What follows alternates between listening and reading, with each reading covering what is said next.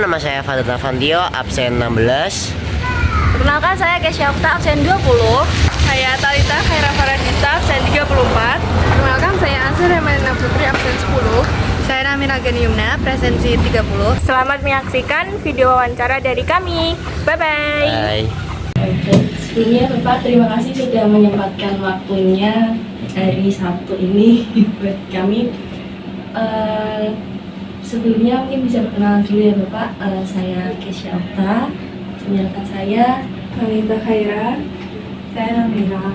saya Zahra, saya Dinda. Perkenalkan, saya Fadil Navandio.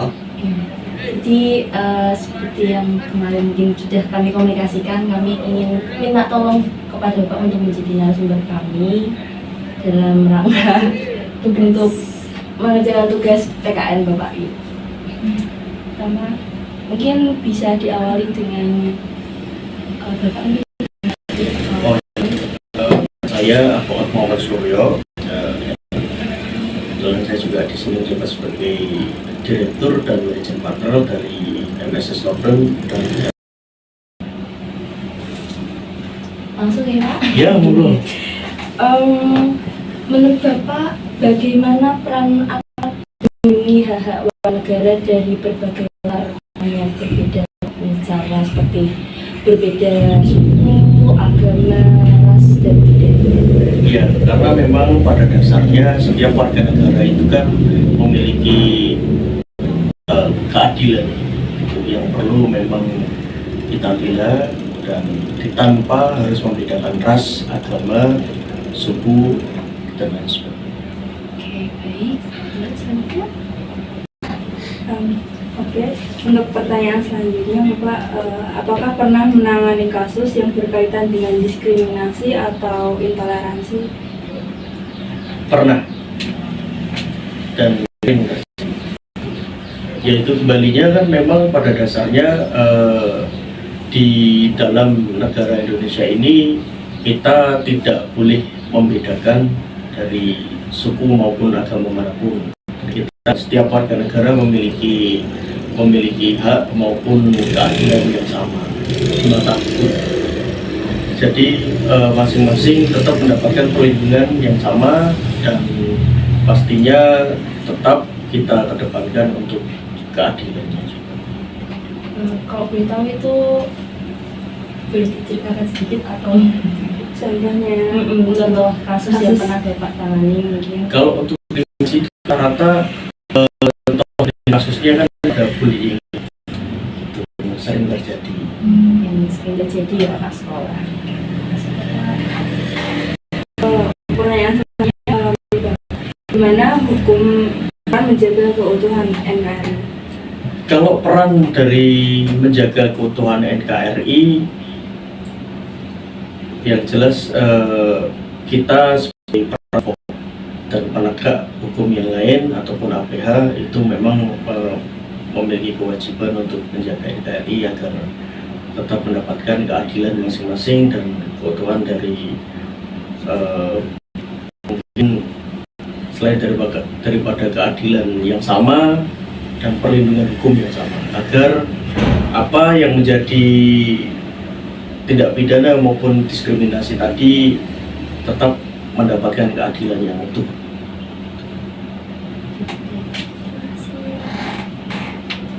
Untuk pertanyaan selanjutnya, apa tantangan dalam menegakkan hukum di masyarakat yang sangat beragam seperti Indonesia? Tantangannya banyak. Seperti contoh sama halnya dengan premanisme, terus mungkin dari beberapa perbedaan pendapat maupun dari beberapa yang memang bisa dibilang oknum maupun yang lainnya. Karena setiap tantangan itu kan berbeda-beda, setiap permasalahan. Gitu. Dan yang jelas di dalam undang-undang itu setiap warga negara Indonesia akan tetap diperlakukan yang sama dan mendapatkan keadilan yang sama. Kemudian bagaimana cara Bapak memastikan semua warga yang tak memandang perbedaan? Kita tetap harus mengawal perkara dari awal hingga akhir, karena di dalam Indonesia ini kalau dibilang bisa minim untuk mungkin minim dalam pemahaman atau bagaimana kan gitu. Saya sendiri tidak mengatakan pandangan terhadap setiap orang itu minim ya. Cuman kan terkadang mungkin ada orang yang kurang paham hukum, mungkin yang sekiranya tidak sedikit kurang paham di dalam lingkup hukum sendiri di dalam Indonesia kan seperti itu. Jadi selain daripada kita mengawal perkara sejak awal hingga akhir, itu tetap harus bisa dipastikan bahwa setiap orang memiliki hak keadilan dan setiap orang berhak untuk menyampaikan aspirasinya. Menurut Bapak, orang yang gimana sih cara Bapak menghadapi orang yang mungkin klien yang kurang itu tadi seperti yang disebut? Kita perlu menjelaskan terkait duduk perkaranya dan sebab akibatnya, karena tidak mungkin ada perkara kalau mungkin tidak ada sebab akibat.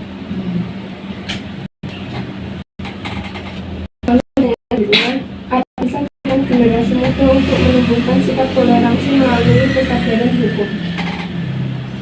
Yang dilakukan generasi muda untuk bisa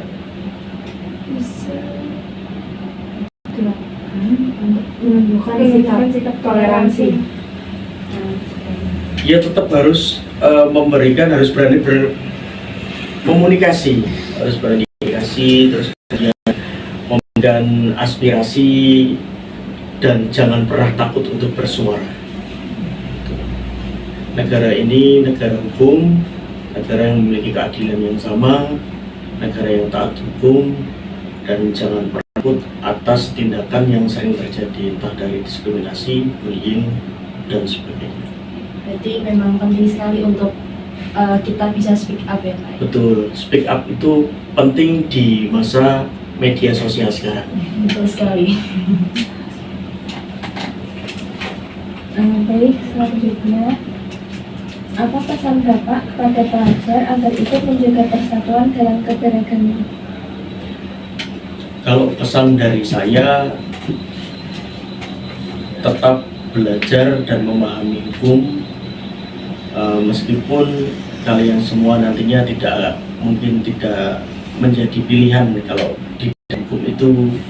Cuman pentingnya belajar hukum dan mengetahui lingkup daripada sisi keadilan sosial bagi seluruh rakyat Indonesia itu apa. Itu juga untuk mungkin bisa menjadi pertahanan kita juga gitu, karena kita tahu. Baik, pertanyaan selanjutnya, sila mana yang paling terasa relevansinya saat menangani kasus keberagaman? Sila keadilan sosial bagi rakyat Indonesia. Yang kelima. Mungkin bisa dijelaskan alasannya Pak? Ya karena memang pentingnya kita menaati dan mengetahui daripada arti dari sila kelima. Keadilan sosial bagi seluruh rakyat Indonesia itu sangat penting. Selain daripada kita menyatukan, dan kita kan punya fondasi yang dimana Indonesia Bhinneka Tunggal Ika. Padahal di dalam prakteker yang memang seringnya terjadi di negara Indonesia ini kan mungkin lebih mengedepankan yang sekarang adalah emosional dan seperti itu, perbedaan pendapat yang menjadi awal daripada benturan itu terjadi.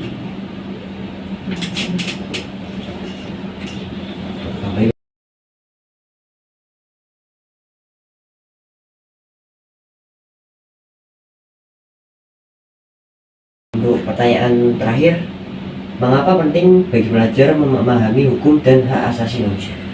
Itu sangat penting karena kan kembalinya karena ini ya, setiap pelajar, apalagi kalian semua juga bentar lagi menjadi mahasiswa, banyaknya ataupun ruang lingkup yang mungkin terjadi di dalam diskriminasi maupun mungkin pidana yang lain. Ketika kita paham terkait hukum, kita tidak akan terjun di dalam situasi yang akan bermasalah dengan hukum.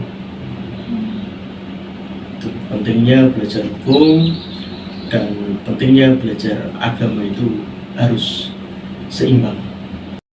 Wawancaranya cukup singkat ya Pak. Tidak apa-apa, kalau memang ada yang perlu kita tukar pikiran, saya tidak keberatan. Tadi Bapak sempat menyinggung kalau kita itu mempelajari agama itu cukup penting ya.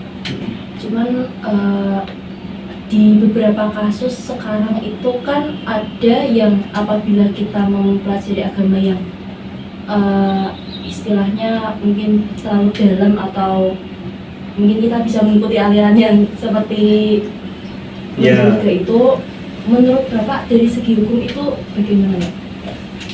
Agama itu kan sekarang terbagi menjadi beberapa ajaran ya, yang dimana ada salafi terkait agama kan, ada salafi, kemudian ada LDI, kemudian ada aswaja. Cuman kalau saran daripada saya pribadi sebagai advokat, bukan saya memandang dari perihal agama atau ajaran yang lain itu salah. Semua terkait ajaran agama itu bagus semua, pasti ada makna dan di mana ada syarat ataupun syariat yang perlu kita tekunkan maupun tegakkan. Cuman kalau saran dari saya mungkin lebih ke aswaja, Ahlus Sunnah wal Jamaah. Saya ingin bertanya untuk Pak dari topik, kenapa sih Bapak memilih sebagai advokat? Karena saya pribadi ingin membantu negara untuk menegakkan keadilan di Republik Indonesia. Karena peran advokat itu kan sangat penting. Bagi advokat itu yang berada di dalam tengah-tengah masyarakat, selain daripada APH sendiri. Jadi kita bisa turut serta membantu menegakkan keadilan di wilayah Republik Indonesia. Mungkin itu saja Bapak pertanyaannya. Mungkin kalau jawabannya kurang memuaskan, saya pribadi juga atas keterbatasan saya minta maaf sebesar-besarnya. Kami juga belajar. Tapi memang perlu dan penting di zaman sekarang, anak-anak ataupun remaja ataupun mahasiswa seperti kalian nanti perlu sangat belajar setidaknya hukum. Karena kalau kita sudah sedikit paham hukum dan mengetahui daripada arti mungkin sila kelima itu tadi, kita berjalan pun juga akan memawas diri. Mulai di lingkaran banyaknya bullying yang terjadi ya. Yang jelas pesan saya jangan pernah takut untuk memberikan speak up atau aspirasi kepada generasi muda, di mana Indonesia itu memiliki generasi muda yang sangat banyak dan perlu dikembangkan. Jadi remaja seperti kalian masih panjang untuk banyak-banyak belajar dan mengerti terkait hukum maupun agama. Karena di Republik Indonesia itu kan tidak pernah lekat, maksudnya tidak pernah jauh daripada hukum, lekat sekali dengan hukum. Di kasus-kasus yang mungkin akhir-akhir ini terjadi ya Pak, ada beberapa mungkin siswa-siswi yang ya itu tadi mungkin dapat perlindungan, dapat perlakuan tidak enak dari orang di sekitar itu, mereka itu kadang susah gitu Pak buat speak up ke orang lain karena mungkin takut nggak adanya dukungan, terus tidak adanya minimnya mungkin orang-orang paham tentang keadaannya dia gitu. Nah itu Pentingnya saling support dan jangan memojokkan, karena orang seperti itu sangat membutuhkan support juga. Ketika nanti bullying itu kan ada beberapa hal ya, selain daripada bullying verbal maupun non verbal kan gitu. Jadi terus kemudian akhirnya juga bisa mengarah kepada pelecehan seksual. Nah itu yang perlu betul daripada jaringan semua menjadi remaja harus berani berspeak up dan memberikan support untuk teman-teman di sekitar. Jangan takut untuk berspeak up. Bahkan saya pribadi menjadi advokat di sini, siapapun dan bagaimanapun keadaannya, saya akan berada di garda terdepan untuk masyarakat maupun teman maupun anak-anak siswa seperti kalian. Jadi bila mana nantinya ke depan ada yang perlu bantuan hukum, kami siap untuk hukum. Jadi jangan pernah takut untuk sendiri. Penyikapannya adalah kita memberikan support kepada korban. Jangan ikut mengucilkan dan membuli. Terkadang dari sisi curhat itu ada juga menjadi dasar komunikasi. Mungkin ada hin-hin dari curhat-curhat itu. Ketika curhatnya sedikit sensitif, arahkan untuk komunikasi untuk kita tidak membuli atau mungkin lebih memojokkan. Kita berikan support agar dia lebih bisa speak up lagi. Bagian dari sekecil apapun support kita itu bisa memberikan motivasi untuk kalian semua ataupun teman-teman kalian untuk berani lebih speak up. Tapi kalau sedikitnya mereka itu nanti speak up sekecil apa, kalian langsung menyalahkan atau mungkin memojokkan sedikit, bahasa yang sekiranya kok bisa, itu aja menjadi ranah di mana mau cerita apa enggak nih, kan gitu. Itu cuma bahasa kok bisa ya, kan gitu. Lah kok bisa kamu kayak gini. Jadi sebagaimana mungkin pandai-pandainya untuk bisa menenangkan ataupun memberikan support teman itu harus. Saran dari Bapak kira-kira apa Pak? Kan tadi ternyata itu kalau kita teman cerita terus kita bilang kok bisa, itu mungkin bisa memicu dia ragu kita. Itu kira-kira didengarkan dulu sekiranya ceritanya seperti apa, kita memberikan saran sebaik mungkin tanpa ada kata-kata yang sekiranya sedikit memojokkan dia, karena pertanyaan kok saya itu kan memicu pertanyaan yang lain. Nanti kalau pertanyaan yang lain sekiranya dirimu semua ikut terjun di dalam emosional tersebut, nanti akan memicu kepada emosional ataupun dia takut untuk bercerita. Seringnya terjadi kan seperti itu. Jadi support kalian harus benar-benar bisa membawa hati mereka. Dengarkan dulu karena orang yang sudah pernah dibullying ataupun sudah pernah dilakukan pelecehan seksual, dalam arti pelecehan seksual kan harus dalam kategori yang buruk. Memegang yang memang tidak seranahnya itu menjadi pelecehan seksual juga.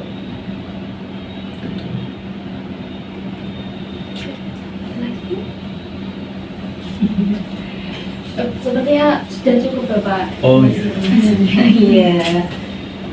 Ya, terima kasih Bapak sudah menyempatkan